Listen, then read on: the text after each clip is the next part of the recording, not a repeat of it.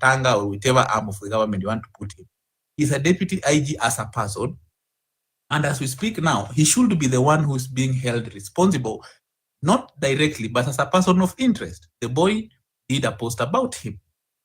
So when we retreat back, tuanze kusema sasa, Wajaluo walijaza Homa Bay Stadium, sasa tuwachekelee juu mtu wao amekufa, mtu mwenye ameua huyo kijana ataget away. We should hold people responsible. In fact, I don't know the headquarter of police of station penye iko hapa Kenya, hiyo police wanapanga, but if Gen Z or people were to do demonstration, it should be taken to where the deputy IG sits, to his office. Hapo ndo maandamano inafaa kwenda. But when you divert this thing and take it to State House, now it turns political. When it turns political, even Luos who know their son have died, they will start reasoning in political lines. The person who killed this boy will get away. And we will continue having rogue people in this government. Let us hit the nail on the head. Let us not retreat into things that will not help us right now. When a father gives you their son in the name of mtoto wangu mmemshika, the father knows very well that huyu mtoto ako mikono ya polisi. You cannot call the father the following day uanze kumwambia ati your son is now dead and blah blah blah.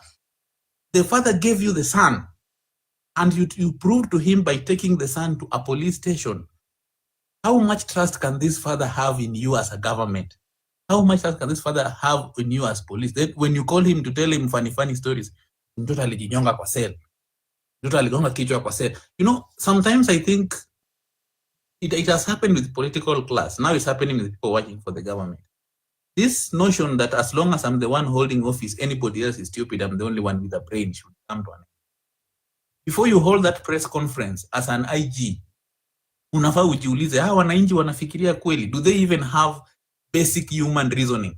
Because in Kenya we even have news being done in English. It means people go to school. Ukikuja uanze kusema ati mtu aligonga kichwa kwa ukuta hadi akakufa, I mean, what are you saying wewe mtu mkubwa?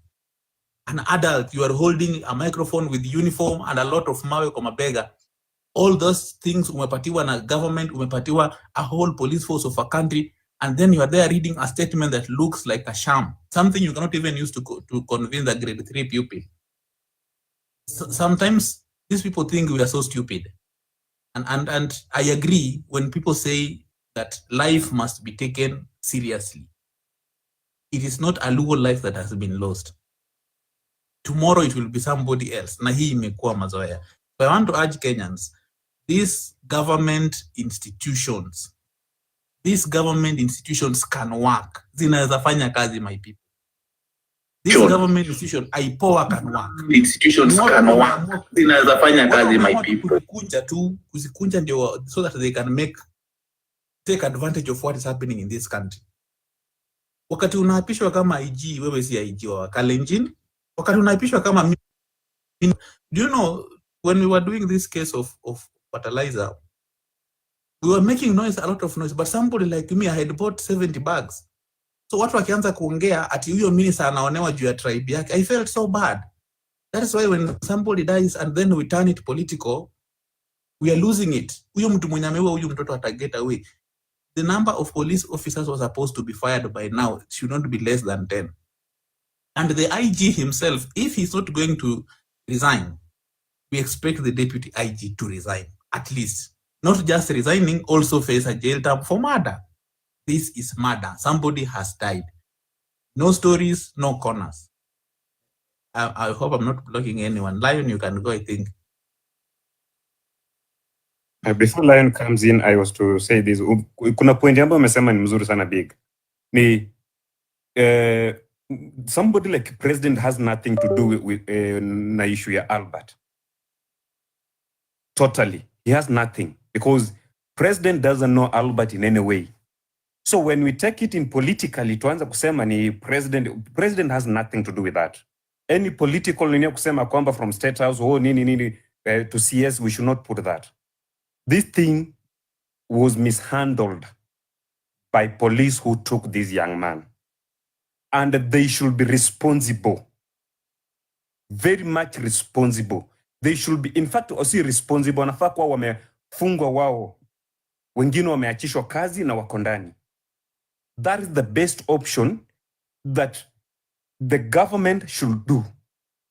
waitishe wale watu ambao waliendea our brother from nini all the way to Homa Bay na wakamleta to Nairobi. Those people should be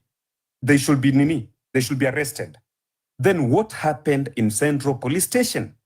Who was in charge that day?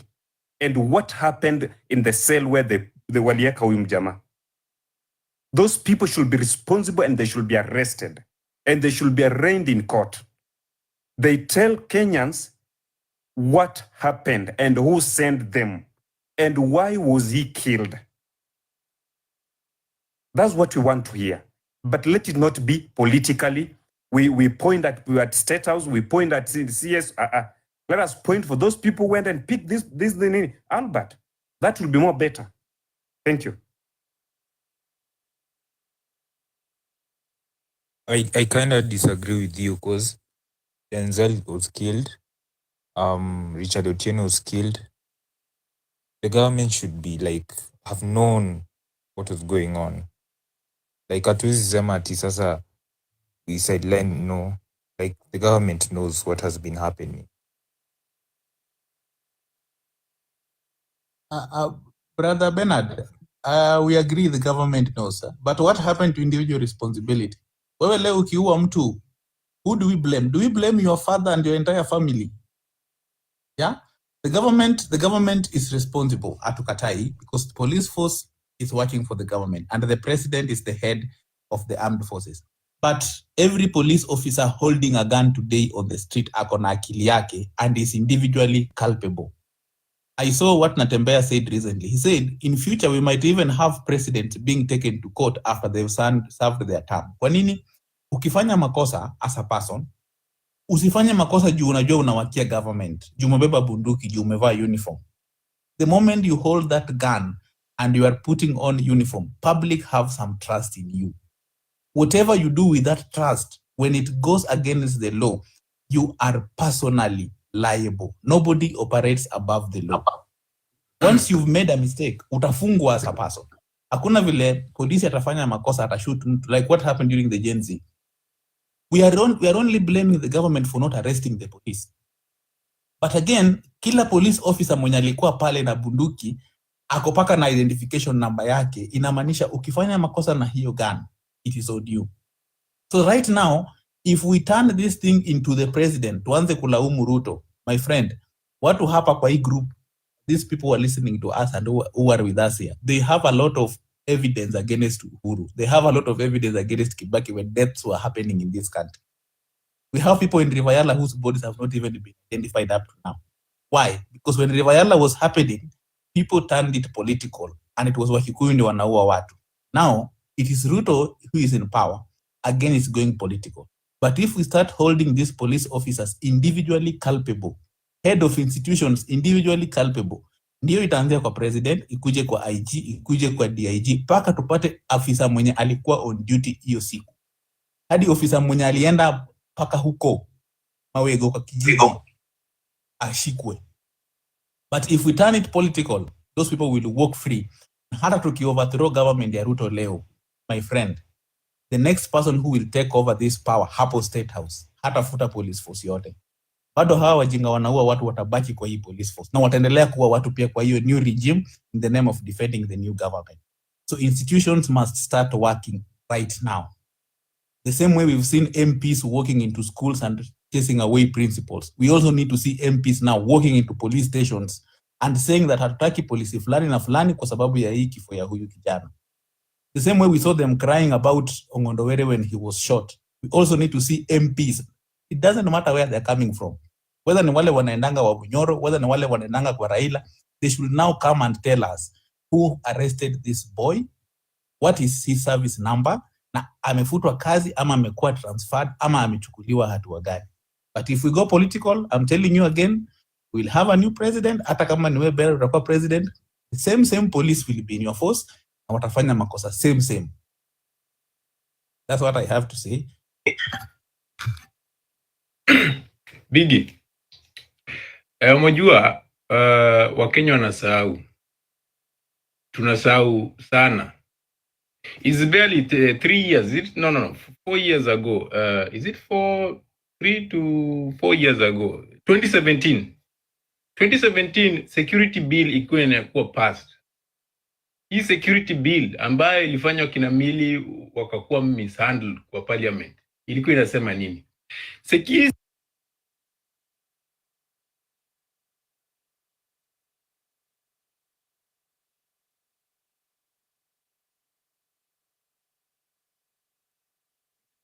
So sahi wale vijana wametoka kwamba ni Gen Z. Okay, ni Gen Z, yeah. Wameingia kama kuna security bill. Unajua people are not kama ni about a year ago. Martha Karua alisema kiwa the penal code za Kenya zitageuzwa hata kama tuko na hii a good structure ya constitution, bado watazidi kulia.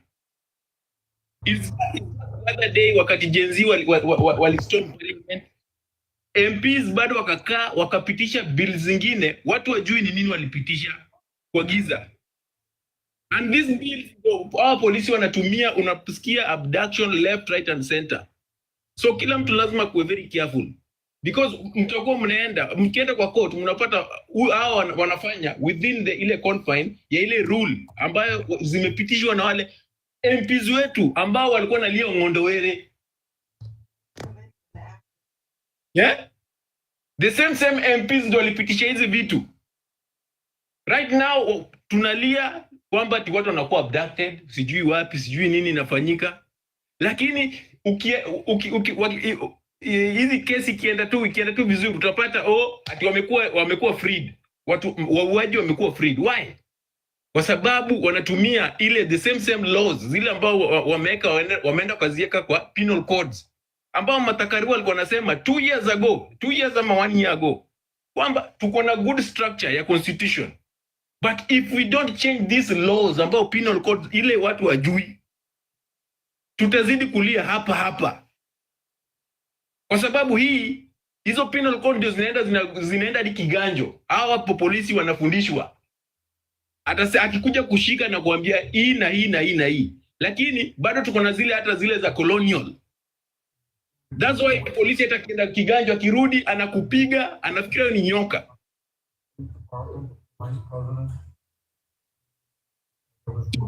Sasa Rufus, hiyo security bill yenye unasema inasema aje? Juu ni kama watu wengi hawajui. Security bill ziko MPs wakina Mili walioppose hizi vitu 2017. Inasema aje? Just enlighten us. No, okay, sijui vizuri lakini hiyo ndio ilikuwa main contention ilifanya. After hapo people are killed in Kisumu. You forget very fast. Kisumu watu wakauliwa, ile watu walikuwa sema mass murder in Kisumu. You are forgetting. Na the same MPs ndio walipitisha hizi vitu for protection. Sasa wamenyamaza wote. So any blogger ambaye any blogger ambaye ana blog ni lazima kuwe very careful. Hatujui kwa nini waliendea huyu. Because unapata blogger utapewa, unaweza pewa kitu kwamba wewe kuwa whistleblower. You don't know the repercussion ambayo inakuja. But these MPs wamenyamaza wote.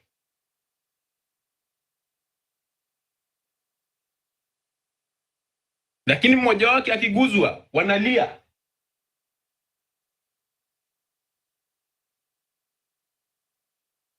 So ni lazima tuwe tu careful anyway. Na lazima pia tuongelee hizi vitu.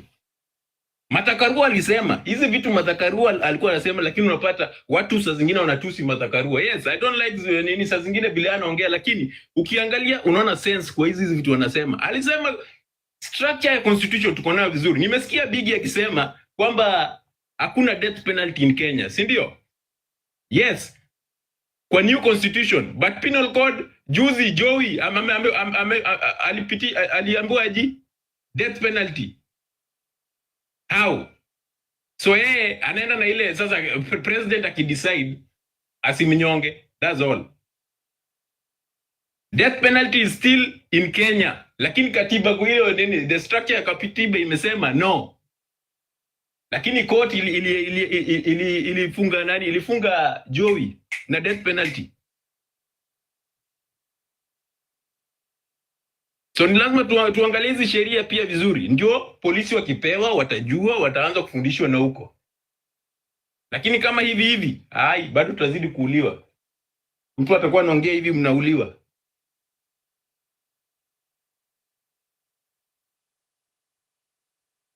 Ndio nimwachia mtu mwingine aendelee.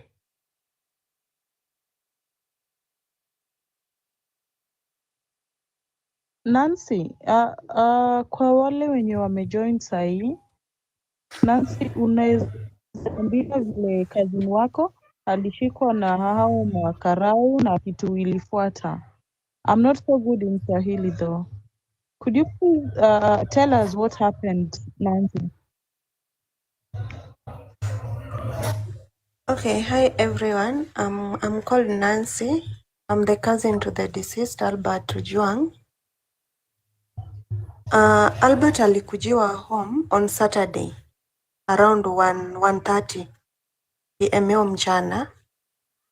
So these guys arrived when the family were taking lunch actually. Na wakafika and my uncle alikawakaribisha just normally because they are strangers and you can't just chase people around whenever they appear to you.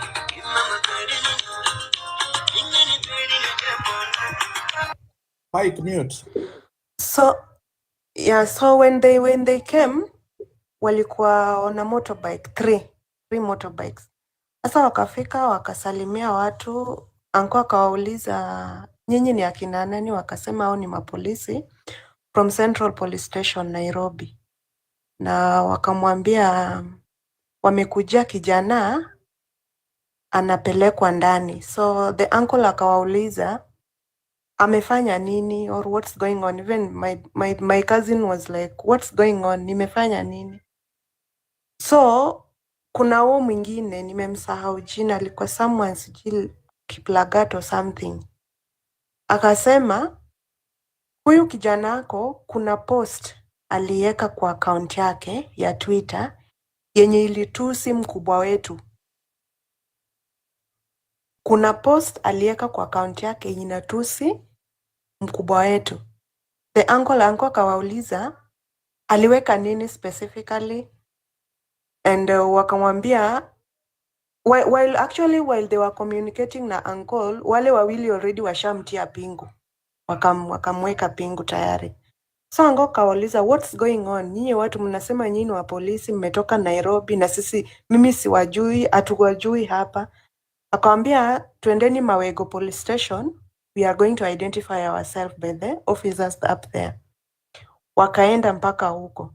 Sasa kuenda au mapolisi wakaconfirm kwamba they were all police officers from Nairobi. So they took the boy wakaenda nayo, and uncle alikuwa anataka kuwafuata immediately because at least they have to know atakuwa anaandikiwa makosa gani specifically. Wakamwambia no, you can't do that now. If you want to see your son or if you want to know more, tufuate Nairobi Police Station, Central Police Station tomorrow by 7:30 a.m. ikupate umefika kwa ofisi. So the family were left with a lot of questions. We were confused. We didn't know what was going on. Actually, the meal even ended there. Nobody continued with the meal. So after that, uncle alijitayarisha. By 5 the following morning, that one was a Sunday, I had the Inspector General making a press conference, releasing a report that my brother was taken on Friday. No, they took him on a Saturday afternoon, 1 p.m. hiyo 1:30 p.m. wakamchukua wakaenda naye. So coming the following day on a Sunday, my uncle was in Nairobi by 5 a.m. Juu uchungo ya mzazi, you just know, and everybody was stranded. We didn't know where to start from. So he had to go and question ama afuatilia ajue what's going on. Sasa akatulia, juu aliambiwa appointment ilikuwa 7:30. So he was patient enough. He tried to cool himself down. At exactly around 1:30, he was at the police station, Central Police Station. The officer in charge told him that he was a bit early angoje mpaka 10 akuje ndio aongee na kijana. So the uncle never left like the premises ama aende mbali sana, no. He patiently waited because the hopes of that innocent dad was that mtoto wake amechukuliwa, anaenda kusikiliza kesi. At exactly 10 a.m., my uncle went back inside. And there came the sad news. He was told, we are sorry mzee. Actually, sorry mzee. Kijana jana alijigonga kwa ukuta na akakufa on the way tukienda Mbagathi Hospital. My uncle was devastated. So after that, he just asked that he should be directed to Mbagathi Hospital juu aliambiwa mtu alikufa, the son died na akapelekwa Mbagathi Hospital, like Mbagathi mortuary. Kwenda akaambiwa the body is not there. Mwili iko city mortuary.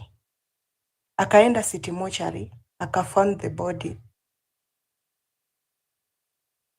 Mtu unaambiwa alijigongesha kichwa kwa wall akakufa. The outcome of whatever those guys are talking about, I even heard the IG saying that he was found unconscious. Okay, hatukatai yote. But our question was, how long is enough to raise an alarm for a police officer in charge in a cell to notice that someone anajigonga, anafaa aitiwe attention? Second question was, because we were told he was held in his own private cell. We asked why. Albert wasn't a terrorist. Albert couldn't even bomb somewhere. Why was he separated from other people? We also requested that we should be shown exactly mahali alijigonga, because if at all it's a crime scene, then at least the family who are there at least should know, tudhibitishe ukweli alikuwa amejigonga hapa. Another family member even requested for the CCTV footages. We were told to wait. I saw some of the messages people are typing down here. Mtu anasema maybe alijigonga juu ya uoga alikuwa nayo akipelekwa huko. No. Ukiangalia the pictures za hiyo body ya hiyo kichwa venye inakaa imepasuka, hiyo sio kugonga, hiyo sio mtu mwenye amechizi atajigonga. Albert was a healthy person. The last phone call he had with his friend akipelekwa huko, alikuwa naongea sound mind, ni mtu mzima, mtu mwenye alikuwa anajielewa. Mtu mwingine pia naona anasema ati okay, I've read a lot of messages you guys are posting. I've read a lot. Someone asking tungoje tuende kotini. And my humble thought, ama kitu naweza ambia mtu yote mwenye anafikiria about tuende kotini, I'm just saying that I wish my brother was alive tungeenda kotini, because Calvin, who was also associated with his case, was arrested na ameachiliwa. There was no case. So we don't really understand what's really going on. Are we safe? We didn't even know, because we even questioned the officers. What exactly did Albert posted? Hatukupewa, tukaambiwa we will know later. Tufanye follow up, tumfuate wapi? Nairobi Central Police Station. We tried going through the whatever, atungeweza, au hatungeweza kuona because the post ilikuwa deleted so something. But we are just asking if at all there's something called justice, if at all there's some bit of thing called justice, we won't just get it by just speaking or by just saying, but we want to have to show it. Because if at all it was a mistake, or if at all it was a crime, or if at all he did something, I think wangempata hiyo chance akwe presented kotini, which ni leo. Juu alishikwa on Saturday, weekends nasikia ma police station most hawafanyi. Obviously angepresentiwa kotini hata kama ni leo. We hear out what was going on what was his mistake. So whoever is asking that thing that we go for the whatever, no. We are the people who have lost our brother. Sisi ndio tunajua uchungu yenye tunahisi. And I'm trying to imagine what my uncle is going through now. Someone spending all 20 good years to educate a child. Albert ndiye alikuwa amepata nini barua ya teaching juzi tu ya TSC. Ndiye akaanza teaching. Albert is just married, a newly married man. Albert has a kid. Mtoto mdogo ndiye alikuwa anamjua kama baba. The child knows when dad is back, anaenda anamkimbilia daddy's home. What are we going to tell her? Tunaenda kumwambia huyo mtoto nini? The pain that the mother is going through now. One child, no sister, no brother. Us as the cousin ndio tunaweza sema we are the siblings. Albert ni mtoto mmoja tu hivyo venye babake alikuwa anasema. He's one child. Alafu just from nowhere, like a smoke or like just closing and opening your eyes and he's gone. He didn't even know how to make a phone call back home while he received the message. He wanted to tell the mother that your boy is not coming back home. How does that feel?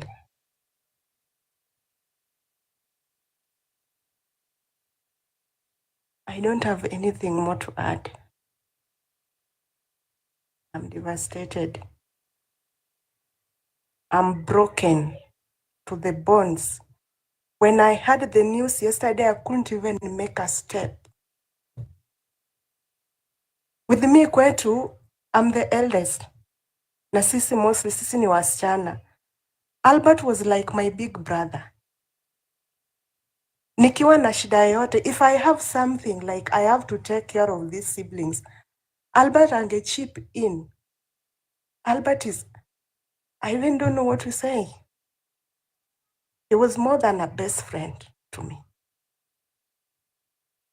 So if someone somewhere just think that just because we just lost him, or no. Until when shall we keep quiet? It might be at our place today. We don't know what come next. Atujui ya kesho, because the life you are living now, maisha tumefika sahi, we are not safe anymore. If a police officer can come and knock at your door, akuje ongee na wazazi wako, akuchukue, promising that anaenda kusolve issues police station, then you follow your son back to the police station, finding out that the boy died. How painful is that? How painful is that? Isitoshe, the records at the city mortuary nasema mtoto alikufa, body ilifika city mortuary saa 8 ya usiku. Alafu hapa uncle amefika by 7. Mbona wangemwambia hata hiyo 7, wamwambie mzee we are sorry, okay umefika, but we have a sad news, the boy is dead. Mbona wamwangaishe? We request to see the place where I was held. Nobody is willing to do that. We request to see the CCTV footages, at least investigation to be done. Nobody is saying that. Tunaambiwa tungoje postmortem. Sahi mnasikia ime back out.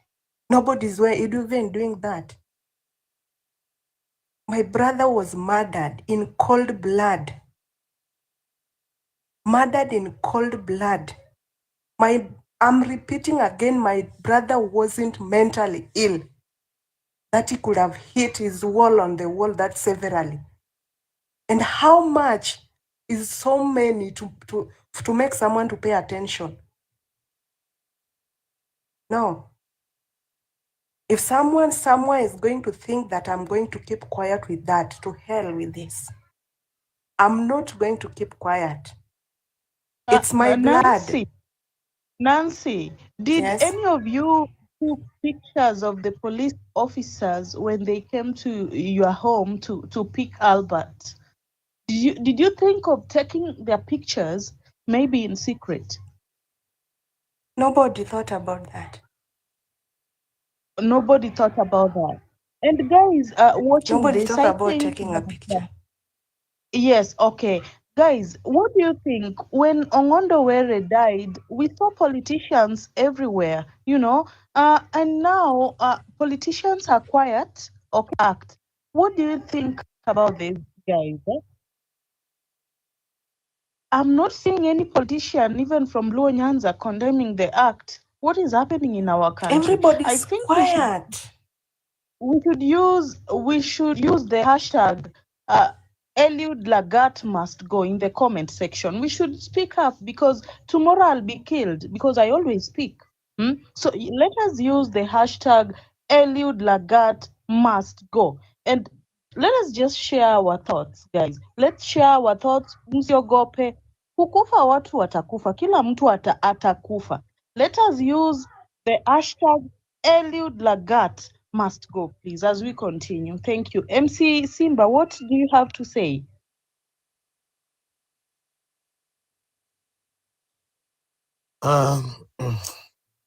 Thank you so much, dear. And very, very sad day. Very, very, very, very sad day in Kenya. I've been following the Albert Ojwang story ever since it broke. And when I heard of it, it broke my heart. Before I say anything, my deepest condolences to Albert Ojwang family, and I do not think that there is even sufficient words that can express my deepest of gratitude to the family. That said, guys, very, very sad day in Kenya. And unfortunately, we've been having so many sad days like this in Kenya. The system that has normalized unaliving people. Very sad. Very, very sad. What I can say is this. As Kenyans, this is one life too many. And it's high time as a people we stand for what is just. As a human rights activist, and I resonate with the work that Albert Ojwang was doing, because that is what my brand represents. I highlight social injustices.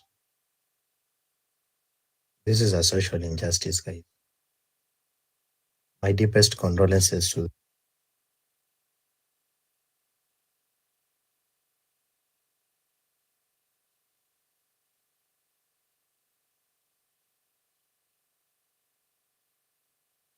The Sun King, anyone can speak up kindly. Unajua baada ya huyu msichana kuongea, baada ya Nancy kuongea, nimekaa nikafikiria. Huyu jamaa alikuwa kwa self peke yake, alikuwa kigonga. Of course kuna sound ilikuwa kigonga, hiyo kichwa ilikuwa inatoka mpaka wanajua.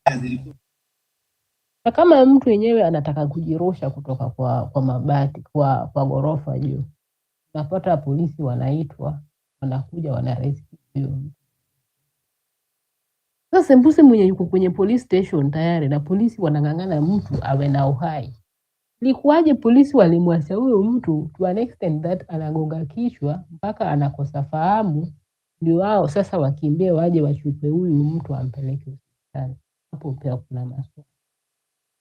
Mara ya pili tunaongea mambo ya wanasiasa. Kenya tuko na kabila mbili tu. Kabila inakuanga tu wengi, kabila zinakuanga kabila mingi wakati watu wanaenda. Makabila inakuwa makabila tofauti ikifika watu wanaenda. Lakini wakati wa Kenya wanakumbwa na shida huku, kabila tuko na kabila ya matajiri, tuko na kabila ya we have the rich and the humble. Hizo ndio kabila zenye ziko. Uliona matanga ya nini alipouliwa, kila mtu aliongea. Huyu jamaa mwenye amekufa nadhani yeye pia anatoka Sekuru kama. Huyu same person tena anatoka tena hiyo constituency ya mama wetu Gladys. Na kama yeye mwenyewe sijaona mtu yeyote mwenye ametoka amezungumza. Tukiangalia hata tukiachana tu hata na mambo na sasa kuongea Kenya mzima. Tukichukua tu as a Nyanza peke yake. Most of our MPs wanakuwa lawyers. Na sijaona hata lawyer yeyote mwenye amejitokeza akasema imefanyika. Akasema chenye ilifanyika ilikuwa jambo mbaya au kuna haki, huyu jamaa anafaa haki yake apate. Nimeona tu Wakenya wenyewe wale sasa ile kabila mbili, sasa kabila ya upande huku ndio wametoka kwenda kusema chenye imefanyika kweli ni mbaya. Wengine wametulia tu mpaka sasa. Wacha tuseme yeye bado MP au bado hawajafika hapa leo. Lakini nikiangalia Nyanza tuko na leaders.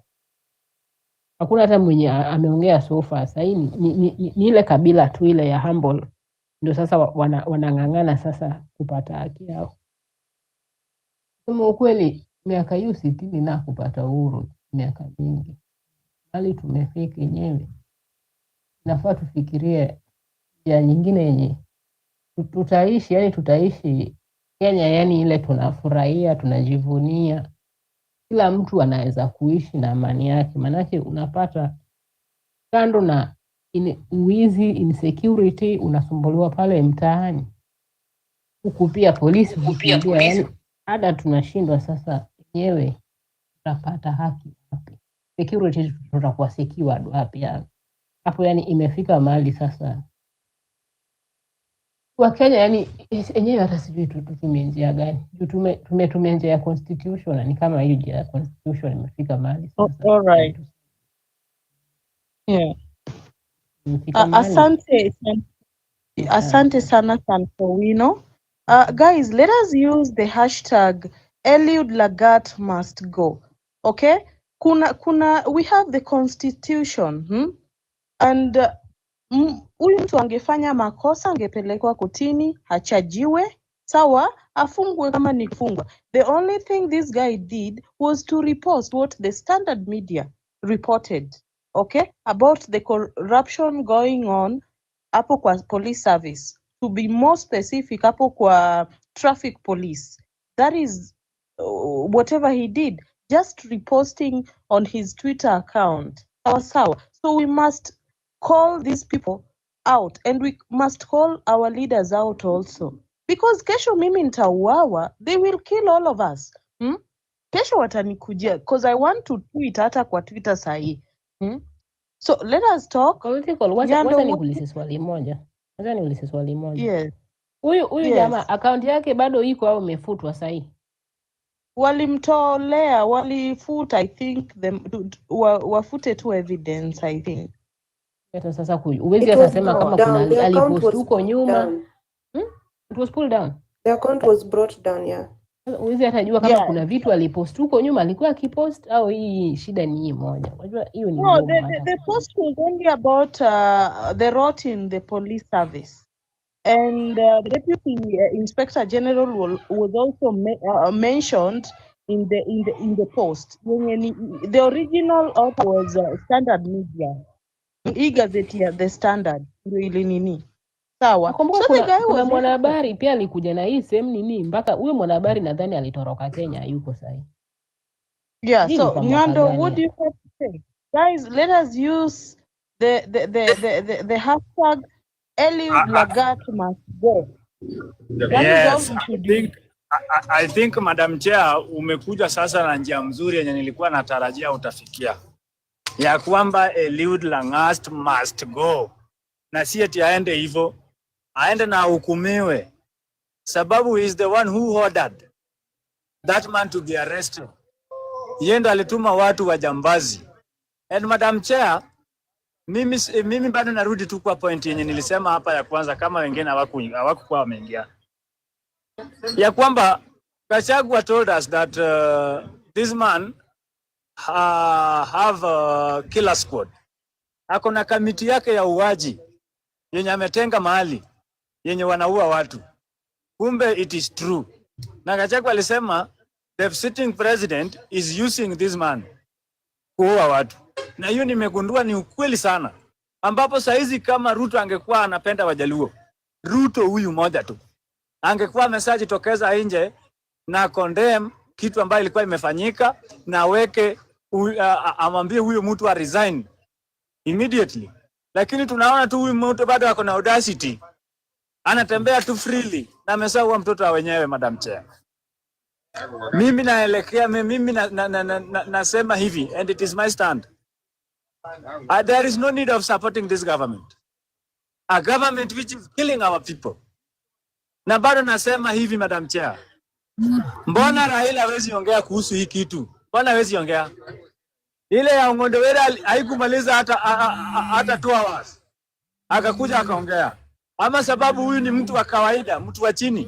Then basi tunafaa tujue ya kwamba tuachane na watu au wakubwa wadili kivyao. Wadili kivyao. Na sisi wenye tuko hapa chini tusiweke kitu inaitwa ukabila. Tusikane na tupendane. Mimi nimenifurahisha sana nikiona watu hata kabila wengine wanaandamana huko Nairobi saizi as we speak, Madam Chair. Wanaandamana huko Nairobi.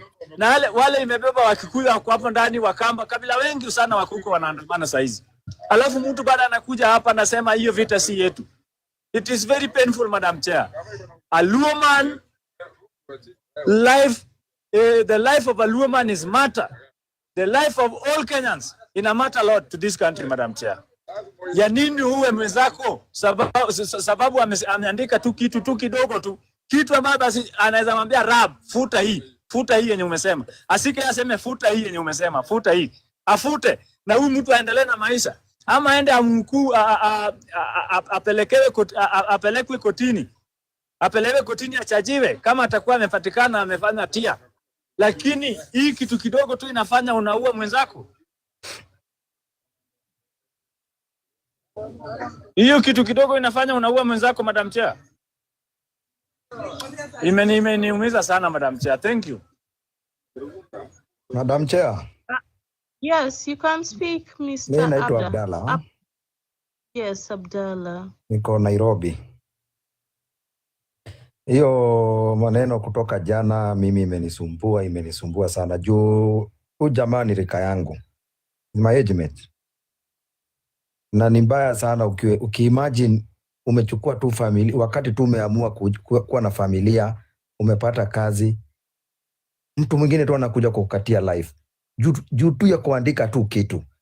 Venye tu ndugu yangu hapa amesema, kuja unishike, nimeandika, niambie nifute hii kitu. Mimi hata vile naangalia maneno nimeona huyu kijana ni kama akiingizwa Central, already alikuwa amepigwa. Ile tu alienda tu kudampiwa hapo hivyo. Juwezi niambia, seli lazima inakuwaga na watu. Central inakuwaga imejaa, juu mimi niko Nairobi najua.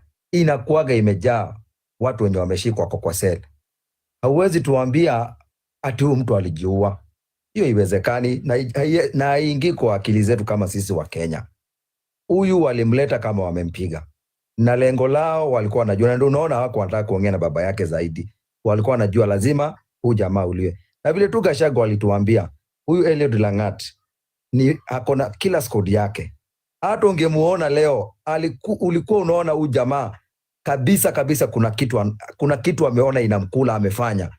Juu damu ya mtu, sisi tunasemaga kwa Kikuyu, damu ya mtu sio kuku ama si mbuzi. Lazima itakurudia. na maombi ya huyu mzee yenye aliongea jana, hiyo kusema tu imagine mtu anafika, baba yako anafika kusema umechukua kila kitu yangu, heri ungekuja, heri kuja basi hata mimi unichukue, juu hana mtoto mwingine. Huyo ndio ilikuwa tegemeo lake. Unajua Kikuyu si tunasema kusomesha, si tunasomesha mtoto ili akuja akusaidie. Unaangaliaga pale uzeeni, wakati nitakuwa nashindwa kutembea, ni nani atakuwa ananishikilia? Wakati nitakuwa nataka kutumana mahali pale, ni nani atakuwa ananiendea hapo? Sasa tunang'ang'ana tusomeshe watoto, na sasa wazazi wetu wameng'ang'ana watusomeshe, si ati tuwasaidie kwa pesa ama kwa ile kitu ile pesa wametumia. Ni pale utakapozeeka, ni nani atakushikilia kichwani yako? Sasa we umesomesha mtoto, unasema ni yeye atakuzika. Umekuja umetia mtoto wako ni maiti, wewe sasa ndio unaenda kumzika badala yeye akuzike. That is very wrong. Yeye atasai kuongea sana, nasikia tu roho inapanda juu. Asante Madam Chair. Nick, Okay, Madam Chair, I have a request before Nick aongee. Now I'm humbly requesting mtu mwenye akona hiyo post anaweza ni inbox kwa inbox yangu tafadhali tu. Whoever has the Enda hata ukienda kwa tweet, uende kwa X, uende kwa huyo dema anaitwa Mavic, utaona alikuwa amepost hiyo kitu. Okay, ni sawa. Ukienda tu kwa X ya Mavic. Lakini hawa leaders zenyu wamewaangusha sana. Wamewaangusha totally. Hakuna hata moja nimeona ameongea. Hata leo nilikuwa na expect Raila ataongea. Nilikuwa na expect Gladys Wanga ataongea.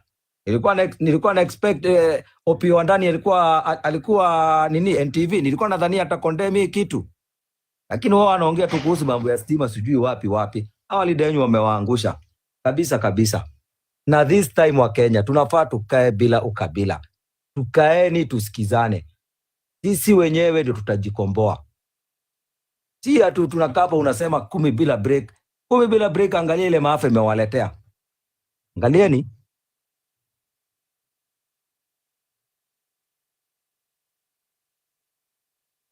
all right. Anyone else? Cousin, hi cousin. Yes, hi, how are you? Everyone. Sasa,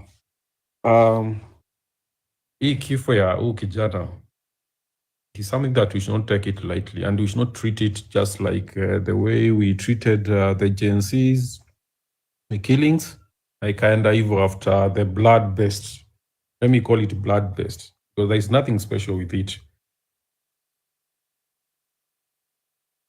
That is circulating.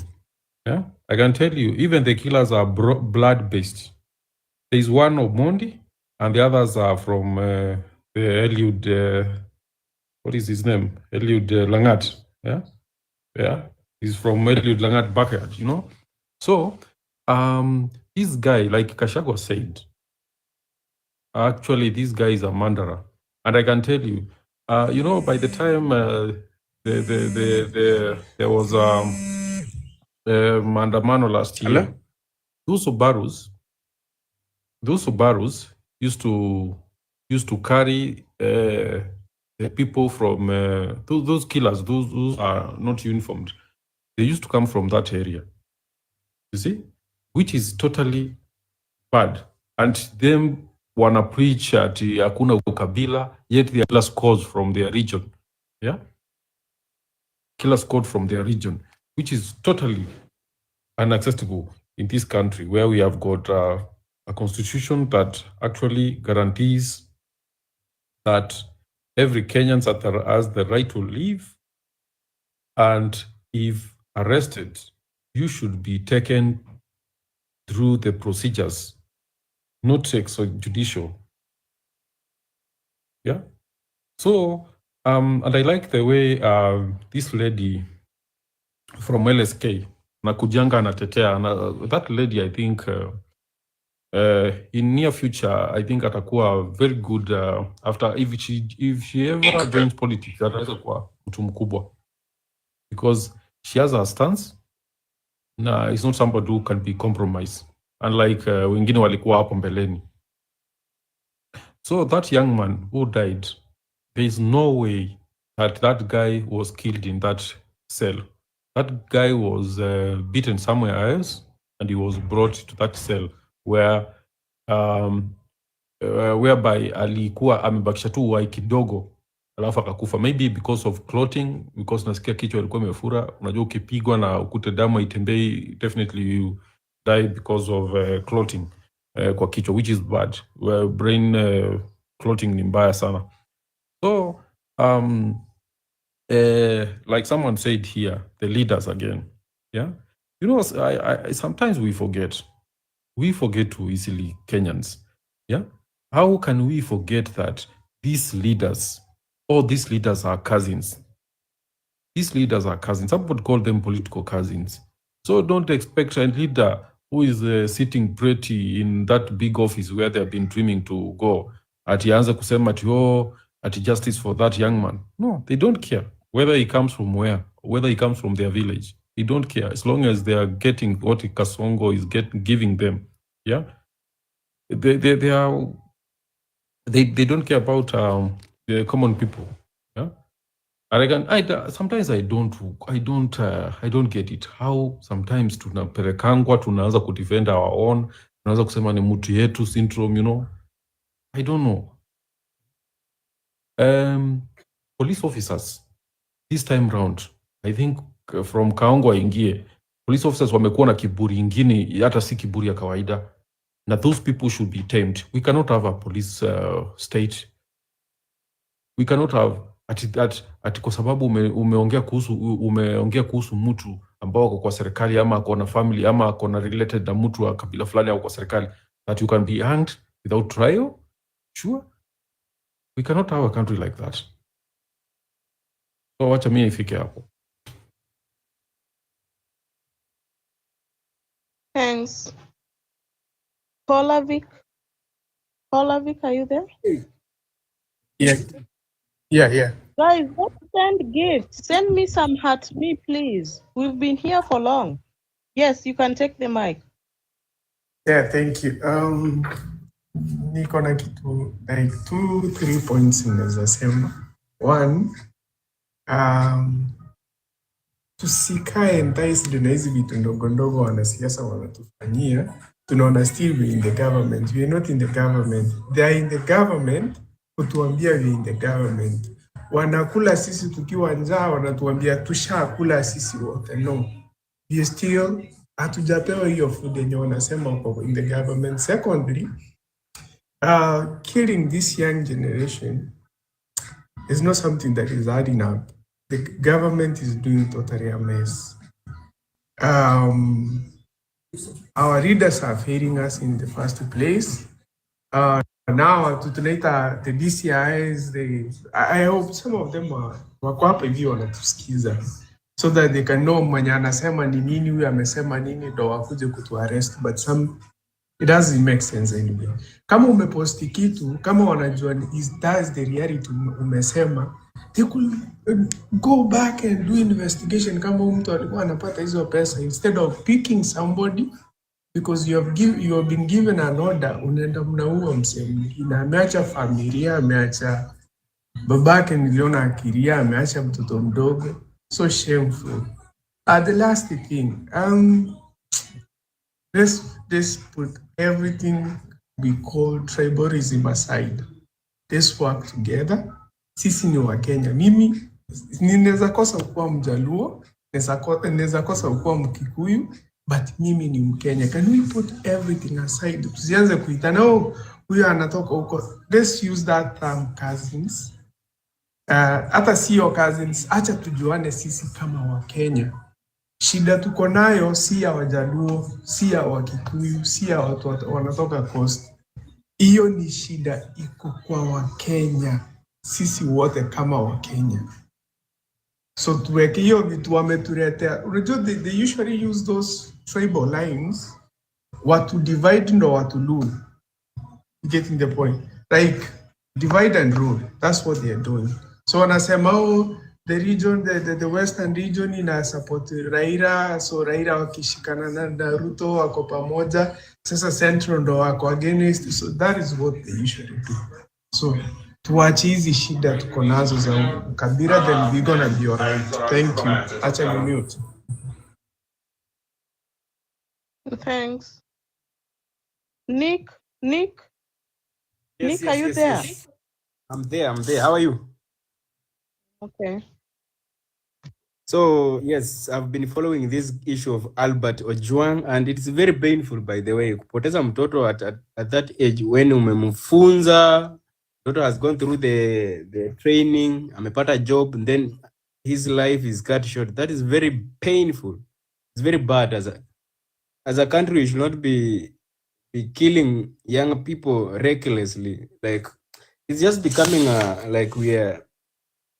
it's becoming out of the day that when you critique or you do something that doesn't please the government, then your life might be on the hanging balance. So as young people, I don't think we should just sit down as our fellow young people are killed recklessly. I've been following this issue from the other day, and my heart is very pained. So this young man was picked from his home in front of his father. And then what is worrying is someone just takes someone from Mikori or Sijui then takes him Nairobi, yet we have some police station the other side. Or there is a nearest court in Homa Bay where you can take someone there and then he will be persecuted based on the whatever he had done. But this guy, wametumia mafuta ya serikali to drive the young man from Homa Bay all the way to Nairobi. Within 24 hours, the boy has been killed just over a post. Sometimes I don't know if we respect the sanctity of life in this country. We just, it's very boring. And then someone comes and then tells us he hit his head on the wall. Like, tangu this guy amekuwa akiishi kwa maisha yake hajai kutana na ukuta ndiye apike kwa kichwa kwa ukuta ndiye akufe, apatikane tu kwa polisi ndiye anapika kichwa yake kwa ukuta. There's some things that they don't make sense. I wish hata hiyo nini aingetoa hiyo statement. Those guys are just joking with us. They're just manipulating us. They're just gaslighting us. It's just boring this country. And then hata when ukiangalia the post yenye walikuwa wanatumia ku accuse the DIG, the post itself, it's a fake. Someone created a deep fake magazine, then sijui wakatoa wapi wakaweka hapo. Hiyo nini ukiangalia the Standard newspaper, it is not the genuine one. It's a fake thing that was created by someone, then it was shared online. So it's a fake thing, it's not original. So I don't know what was the intended purpose of that post, but it's not original as I've been doing research. So as we discuss about these things, let's stop this blame shifting things, When we shift the blame, for example, police officers have committed a criminal offense, wameua mtu, then we start blaming, shift the blame to the other people, like, for example, unasema the president. When we say the president, then we are emboldening these police officers to commit the crime, then obvious to, as usual, wanaua, and then we blame the other person. So let's focus on these people who have done this thing. For example, saying as we talk, the people who picked that young man from his home, the people who were in the police cells on that particular day when you akifikishwa kwa police cell, all of them should be arrested and be persecuted. That's where we start as a people. We should focus on the people who were, everyone who was implicated in the murder of that guy. Then I've been listening to the discussion ongoing here, and much as I appreciate what we are discussing, I also think watu wengi wanasema to let's avoid tribalism, but the moment they start talking, then they start now, huyu boy ni Mjaluo. No, I don't like that kind of discussion. We are all Kenyans. Hakuna all Kenyans, we are all Kenyans. Hakuna Mkenya ati mimi ni Mjaluo or whatever. Yes, kila mtu akona kwao. Hata pia mimi niko kwetu, najua where I come from. I know my tribe, but when it comes to matters national interest, we are all Kenyans. We should avoid being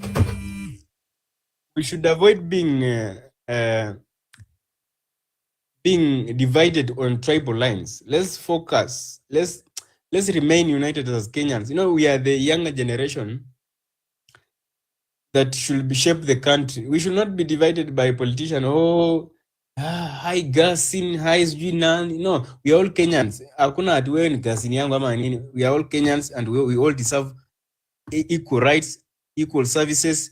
Everything we do here, we are all Kenyans. Let's, you know, when someone comes and then I tells you, hi Gasin, you are a Kamba or you are a Kikuyu. Then what? How do you feel as the other part of the country when the other cousin is wameshikana? No, we are all Kenyans. Let's treat each other as equal Kenyans. Mtu asikuja kuambia ati sijui Kashago wameshikana na Kalonzo, Ruto ameshikana na nani. So wakishikana, how important is it to me as an individual, as a person who is going through a lot? How are they helping us? When your tribesman is eating, doesn't mean that mimi pia mi nakula. No, those are people who are just eating on their own, wanakula wakishiba washibe.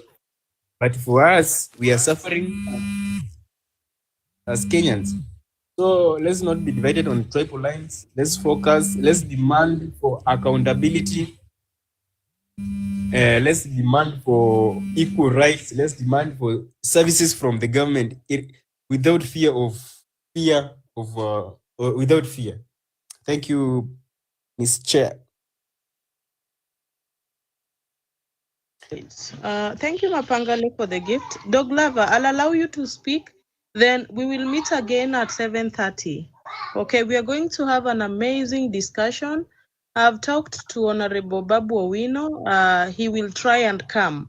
Okay, so at 7:30, we want to get to understand why our leaders are quiet about this killing of Mr. Albert. So, Dog Lover, I'll give you the mic. Then later on, I'll end the live, then I'll come back at 7:30. Okay, mine is so quick and condemn the extrajudicial killing and say hi cousin and make it clear to men. It doesn't mean that it's just Kamba versus Kikuyu.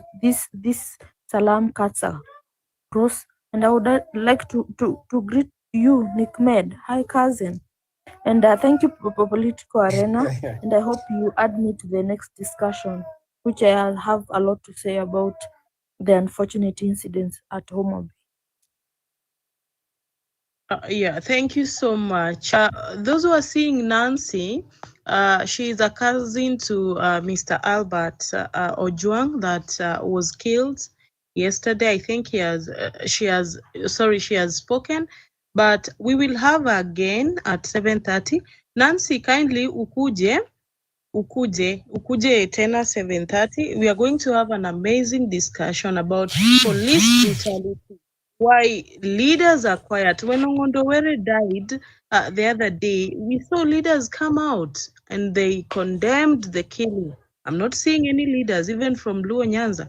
So guys, this is not about being tribal or anything. Tukashifu hii kitu. Kesho itakuwa wewe Dog Lover. The next day it will be Nancy. That's why I'm so much concerned. Okay. So guys, thank you so much for being here. I hope to see you again at 7:30 sharp. Okay. Thank you so much. Mapangale, thank you so much for the gift. Bye guys. I'll see you later. See you later, guys. Thank you.